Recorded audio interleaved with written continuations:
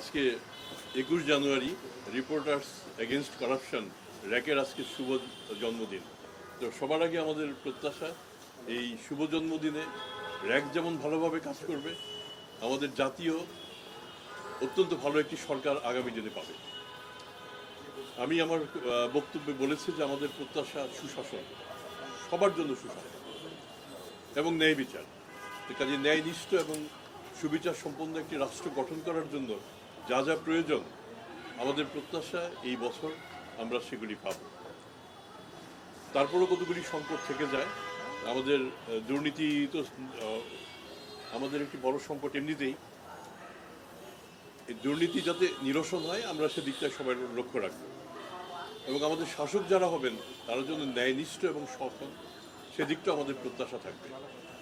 যদি আমরা ন্যায়বান ব্যক্তিকে নির্বাচিত করতে পারি, আমরা যদি দুর্নীতিবিহীন ব্যক্তিকে নির্বাচিত করে নিয়ে আসতে পারি, যদি তাদের শাসন সুপ্রতিষ্ঠিত হয়, আমাদের বিশ্বাস আগামী দিনগুলিতে বাংলাদেশ ভালো এগিয়ে যাবে এবং অনেক সীমাবদ্ধতা সত্ত্বেও দুর্নীতি দমন কমিশন তার যে অভীষ্ট লক্ষ্য সে লক্ষ্যের দিকে এগুতে পারবে।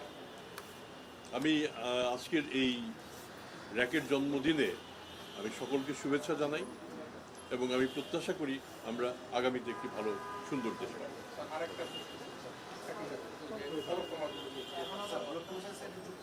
আচ্ছা, আমি বলি যে আমরা হলফনামাগুলিতে যে আয় ব্যয় হিসেব, এই হিসেবগুলি মানে প্রাপ্তির যে সময় এবং আমাদের দুদকের যে কর্মপদ্ধতিতে একটি অনুসন্ধান করে তদন্ত করে বের করে নিয়ে আসার যে সময়, এই ব্যবধানটা অনেক বেশি। সেই সময়টা অত সূক্ষ্মভাবে আমাদের পক্ষে কাজ করা সম্ভব হবে না। কিন্তু আমরা এটা চাই, আপনারা যদি কোনো হলফনামার কোনো ব্যক্তির সম্পদ নিয়ে আপনারা যদি সন্দিহান হন, অনুগ্রহ করে আপনারা এটা সবার আগে আমাদের হাতে দিন এবং আপনারা নিজেরাও তো অনুসন্ধান করে নিয়ে আমাদের অনুসন্ধানকে সহায়তা করুন।